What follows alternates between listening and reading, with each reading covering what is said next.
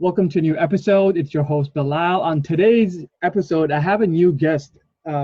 He's generated over $1 million through one funnel and just using his iPhone, Facebook, and a tripod. He is a member of Dan Henry's 100K Club using just Facebook ads. And today he's going to help you if you're looking to get more customers, if you're looking to create an online business. Every business needs customers, right? And today we have Richard Bigi to help you with this. Hey man, it's actually Bigi. No worries though. I get it more times than you can possibly imagine. Happy to be here. Super excited, man. Sorry, man. I should have asked you that before. It's all good, dude. I get it all the time. Trust me. All right, Richard. So I was reading one of your posts on Instagram, and what I found really interesting, you posted a clip about getting ready for a presentation that you were doing with doctors. These are professionals, and you said you only got 1 hour, or you got ready only 1 hour before. Yeah, man. Probably easily one of the most stressful days of my entire life. Excuse me. There were three of us. I actually have two partners. It was the three of us getting ready to speak in New York City to a room full of doctors. And we had worked on, we talked about working on this presentation for months and months and months.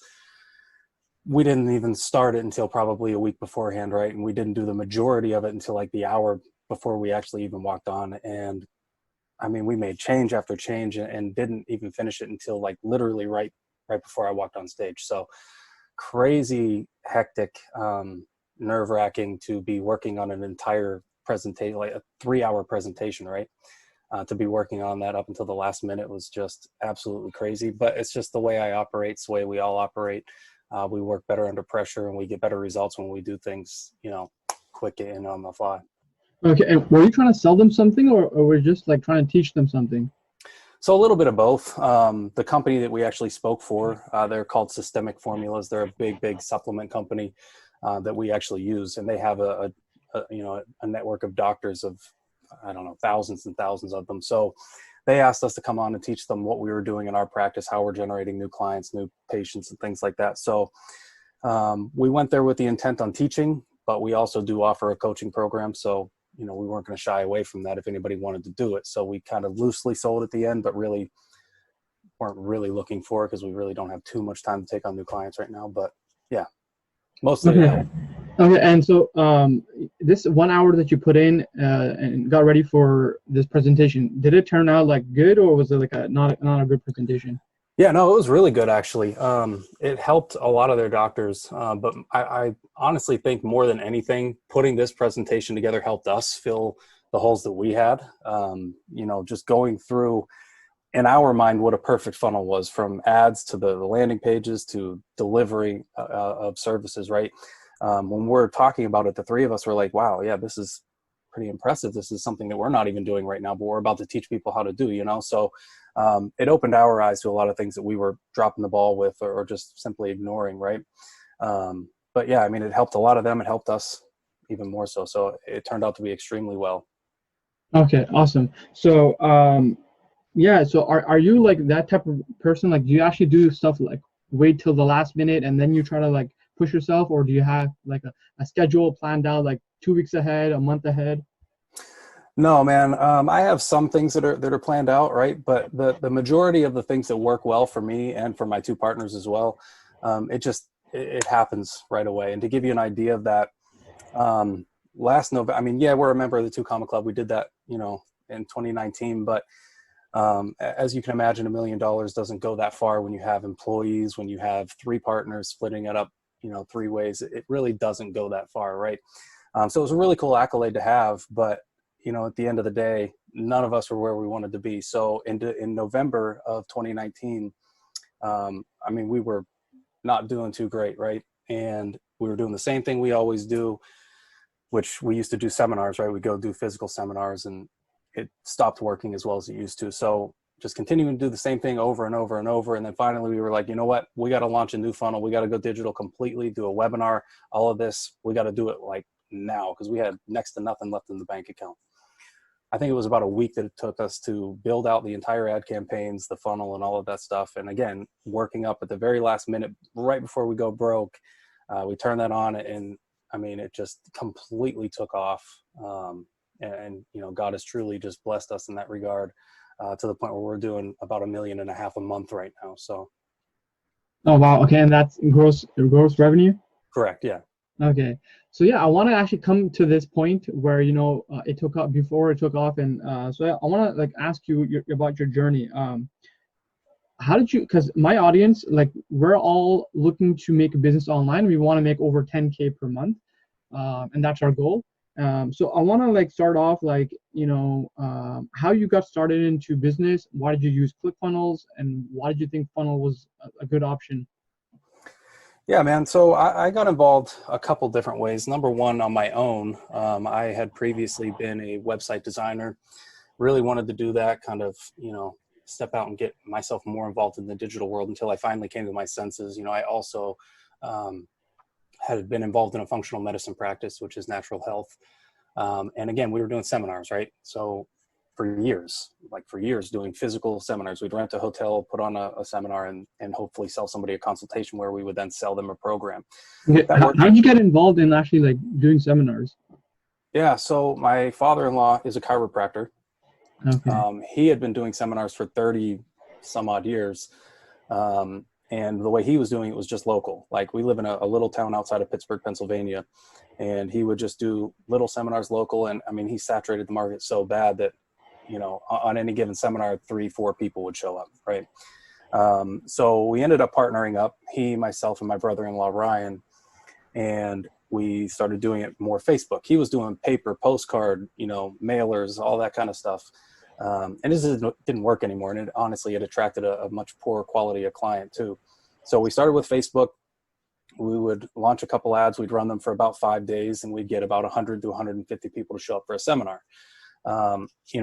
Each of those people would pay $97 for a consultation if it made sense to them. They'd come into our office. We'd pitch them anywhere between $1,500 and $3,500 program. But we had a glass ceiling, right? And you can only see so many clients in a given month. So we'd sign up 30 to 40 on a good month, maybe 50 new clients a month. But even, we started with the Facebook ads, we started traveling within a 5-hour radius. We would travel to different cities all around us, trying to find new hot spots that our Facebook ads would still work. And then Facebook ultimately changed their algorithm. We couldn't go back to the same spot more than once. If we did, the show up rate would be 10 to 12 people. And obviously nobody can live on getting, even if half the room signed up for a consultation, you know what I mean? It just doesn't work out. So we ran out of places to go. So seminars were no longer an option for us. I think the very last seminar we did was in October of 2019, and we had 4 people show up. So, it was detrimental to our business. And the 3 of us look at each other like, what are we going to do? And at that point, nobody had any idea that COVID was about to happen, right?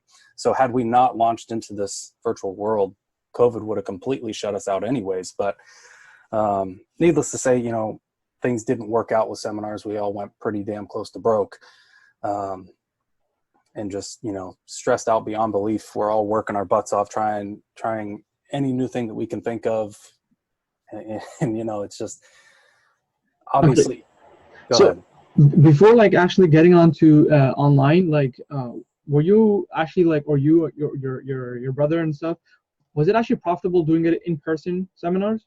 Yeah, it was. It absolutely was. For many years we did.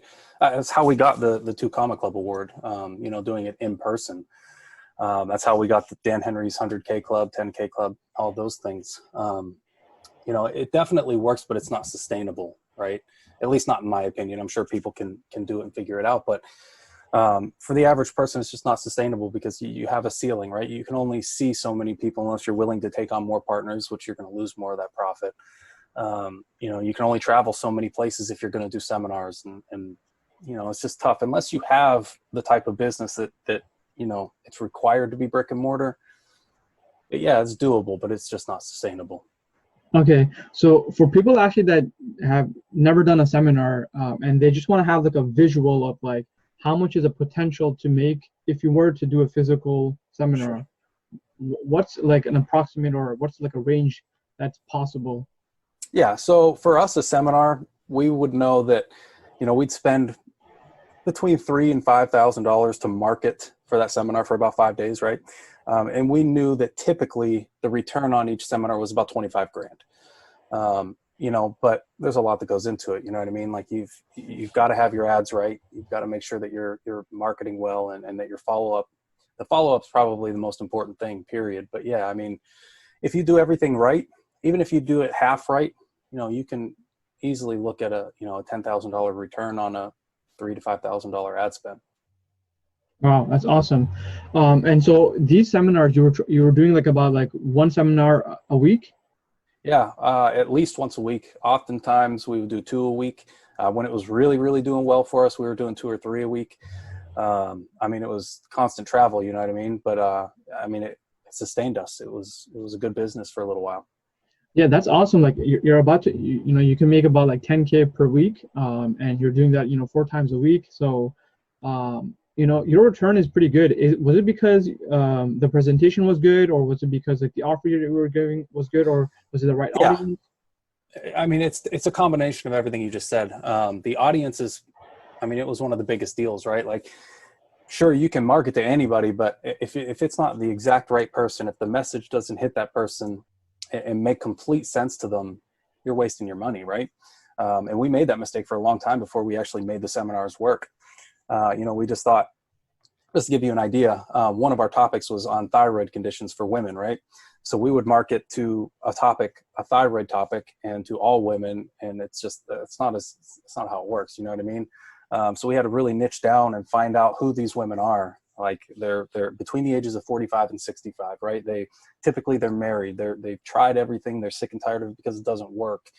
They feel hopeless. You know, you really need to know these things, because if you don't know exactly who you're talking to, you can't talk to them. And if you can't talk to them, your message is never really going to hit home, and you're never going to be profitable the way you want to. Okay, so if you're actually trying to look for your audience, your ideal clients, like what is like, you know, some tips you can do to find out, you know, these things that you just mentioned, like, you know, if they have these problems, how long they have had it for, like their age groups. Yeah, so there are a couple ways to go about that. If you have, you know, an existing following on Facebook, you can definitely use Facebook Audience Insights. That was a really big deal for us. Thankfully, we had a bit of a following. But another great way to do it too, go and find groups like Facebook groups, or even open forums like Reddit or something like that. Find out where where you think your ideal client is hanging out. Go onto these groups and stuff and find out what they're talking about. What do they like? What do they do? What does their profile look like? Are they married? Aren't they? Do they have kids? Don't they? Get a rough idea of what they're making in a year. Where do they live? You know what I mean? Like the list kind of continues to go on, but you can gain so much information by, you know, finding these groups and even pages, you know what I mean? Like find your competitor, go on their Facebook page, look at the comments on their content, see who these people are, you know what I mean?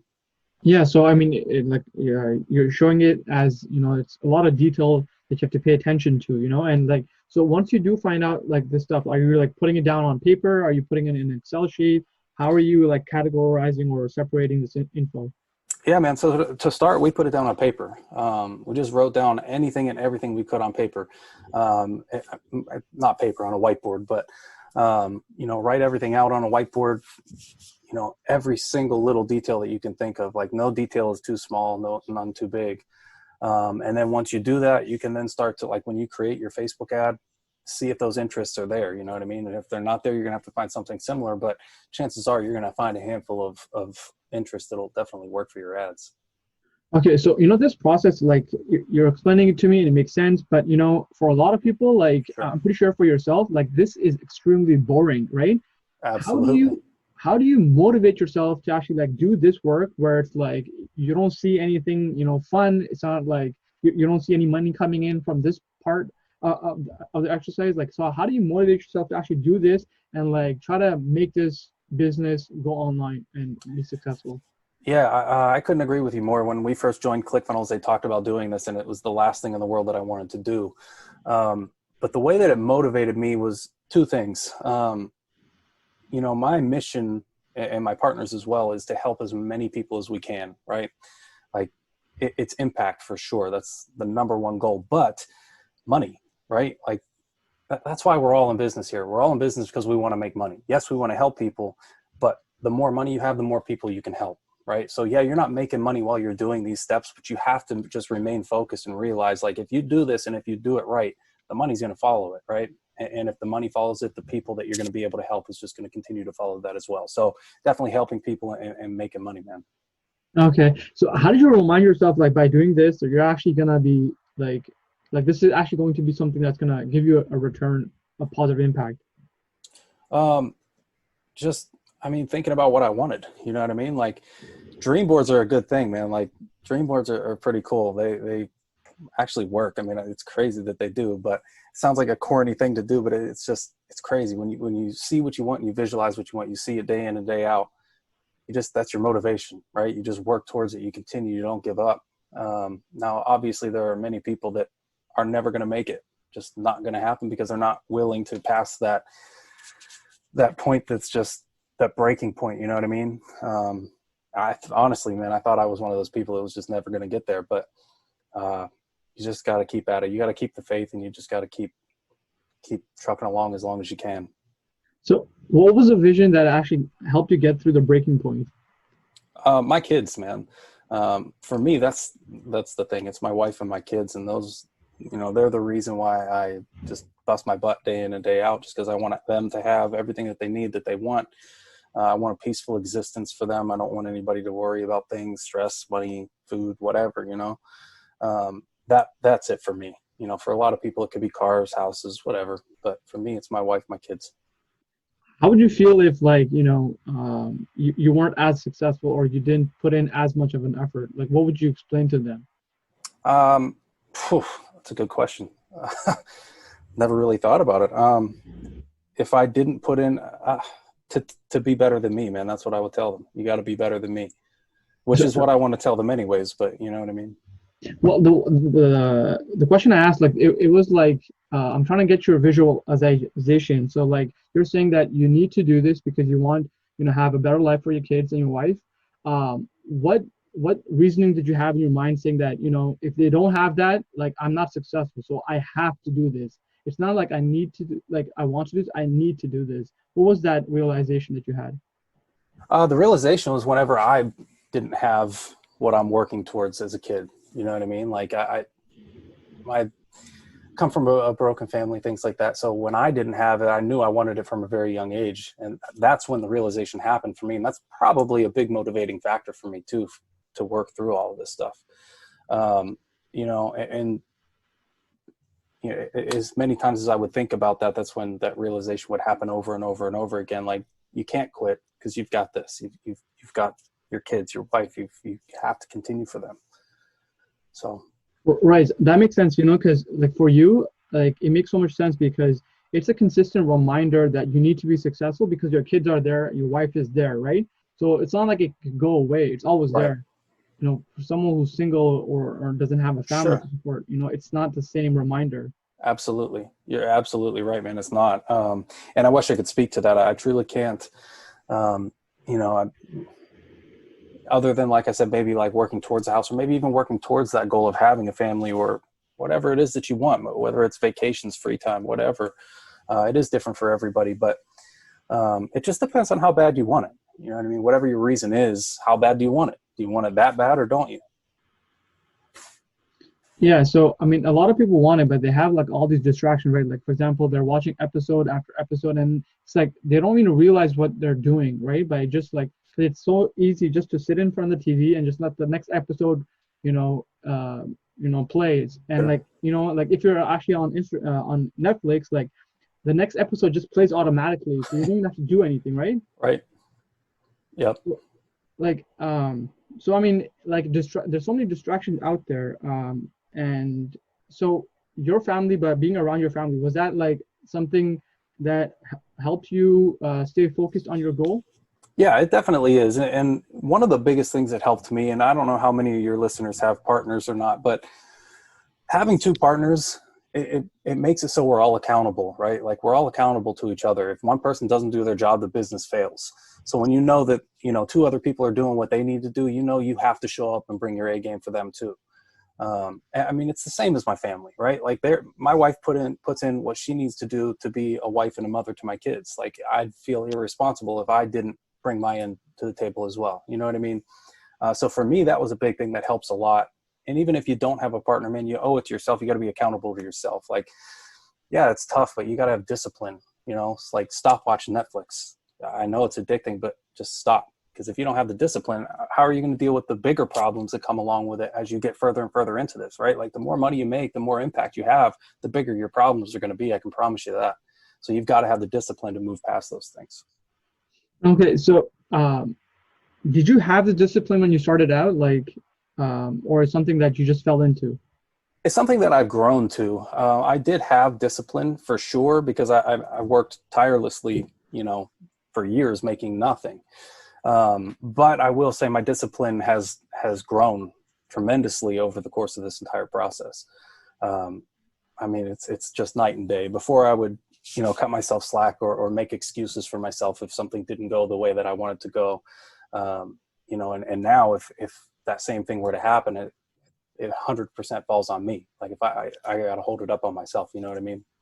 Okay, so for example, when you say that, like the picture I get is like, for example, if you're doing a post every day, you know, you're holding yourself accountable, saying, "Hey, look, you know, one day I missed it, one day I didn't. It's okay, I'll do it the next day." But if you put up like a system that does it for you, then you don't even have to hold yourself accountable. Like, the system does it for you. Yeah. Is that what you're referring to? Yeah, that helped, for sure. That is definitely something that we've adopted, right? But to agree with what you're saying, like how I've grown into this is because if you look at my business page, I barely post. Like, I'm first of all, I'm probably one of the very few marketers in the world that hates social media, like, for personal use. I don't like it, man. I'm not the type of person to put my business out there. Not to be 100% honest, don't care about other people's business. But you know, when it comes to a business perspective, to where I know how it works and I know that it's successful and going to continue to be successful, like, you can check out our page, Dr. Bill Cole, on Facebook. I mean, we post countless times, you know, and I think it's like 4 times a day. And that's where I shift my energy towards, you know what I mean? It's like, that's established, that's working. Once that's good and I'm completely satisfied, then maybe I'll keep up with my own page and work on that later on. You know what I mean? Okay, so yeah, thank you for sharing that. I want to move towards like when you were younger. How did you get started in business? Um, What, I sure, like, like when you were younger, like when you were 10 years old to like 20 years old, like where were yeah. you? So the way I got started is my best friend in school. His name is Christian. He somehow got into like buying Xbox 360 or Xbox 360s, right? And he would strip them down and he would sell it for parts, because you can buy a whole Xbox and sell all the parts for way more than you paid for it. He did that for a little while, and I think it was like a year into it, he got connected with this guy, and where any like returned remote control or video game, whatever, goes to excuse me, goes to a warehouse. My friend Christian would buy it all and sell it for wholesale, and he's making like 125 grand a year, and we're kids, right? And I'm like, geez, that sounds freaking amazing. Like, I want some of that, right? So I tried to find a wholesaler. I tried to do this and that to find something on eBay to buy and sell, and did okay with it, made a little bit of money, but nothing crazy like he was. But that fueled me from that point forward, that a little bit of money is never going to cut it for me. Like, working a 9 to 5, getting paid minimum wage, even a decent salary, is never going to cut it for me. I have to have, you know, top notch. I have to have top notch impact, income.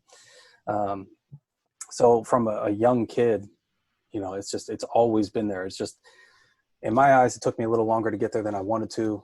And I know that in a lot of other people's eyes, it was a lot quicker than most, but. How long is that? So I'm 29. I started doing this 8 years ago. So it took 8 years, which again, in my mind, is an eternity, after all the hard work and effort we put into it, but it's a blessing. When you started out, like your initial target, obviously you're saying 8 years is a lot. What was the target that you initially had? Initially, I wanted, in reference to what, like income? Well, I mean, you said, you know, your target of being successful, and I guess that you're referring to income was like 8 years, but like, how many years did you want to have that impact? Oh, yeah, man. So for me, I mean, I wanted it to be like 6 months, you know, like I wanted to jump in the game 6 months from them, be like, you know, a game player. that would have been great. Realistically, in my mind, I was thinking 2 years. And you can ask my wife, she just would continuously tell me, just relax. It's going to happen. Relax, relax. I'm like, I can't relax. It has to happen. It has to happen now. But yeah, you know, it just doesn't work out that way all the time. But that's where I was. Wow. So, you know, you're sharing like so many of the things that, all entrepreneurs go through. And I can relate to so much, you know, because I want everything also fast. And my audience too, they want everything fast, right? That's why they want to like go online. They don't enjoy their job. So they're also looking to translate as fast as possible. Um, yeah. So you said you got started, you know, trying flipping stuff on eBay, and then like you got a job after that, or how did you transition? Yeah, I started college. I was actually going to go to college to be a chiropractor. Thank my father-in-law, who is a chiropractor, said, "Hey, wait before you like." Literally, my wife and I we weren't married at the time. We were about to get married. She's going to sign a lease in Atlanta, Georgia, to go to chiropractic college. Went down, visited, come back. He's like, "Just wait." He's like, "Come work for me for a year. Help me with my marketing." He's like, "If you still like it, then go to college." I'm like, "Yeah, that's cool. I can make some money, save up a little bit. You know, that way we can afford to live." I worked for him for that year, got involved with the marketing, which again, I had a little bit of experience with eBay and Amazon and that kind of stuff. And I never looked back. Were you learning this marketing just like, was it something that you already had knowledge of and that's why he invited you? Or he's like, I need this help. Can you learn this? Yeah, so it's something I had a little bit of knowledge of. I was by no means an expert marketer. I mean, at all. I knew the basic functionality of Facebook ads, you know, how to turn one on, but that was pretty much the extent of it. But um, working for him allowed me to gain, even in that small amount of time within a year, to gain so much insight as to how to properly structure an ad, how to scale an ad, how to, you know, find that audience and all of that stuff. So again, I didn't know too much, but I had a little bit. I had more knowledge than most people around here had. You know, just digital, you know what I mean? Like I understood how online worked. But yeah, that was pretty much it. Okay. And were you taking courses at that time? Yeah, I was taking a few courses. I took like Hootsuite courses, you know, things that were really popular back then. I can't even remember some of the courses that I took. I did take probably anywhere between 5 and 10 courses, all cheap. Nothing was expensive. You know what I mean? Like $100 courses. But yeah, I mean, it was probably 3.5, 4 years ago now that we got involved with ClickFunnels, and that's when the courses really took off and I started taking a lot, you know. Okay. So when you were taking these courses, were you just taking them to actually like make money out of them or you just wanted it for knowledge? Both. I was trying to get certified. I did get certified with a handful of people, handful of companies, but also to learn, you know what I mean? Like one thing about me is I don't like knowing that there's anybody that can do something better than I can do. It's, you know, it's a weakness, but it's also a strength. You know, I want to make sure that I can do something to the best of my ability and know that I'm stacking up against some of the best that can do it.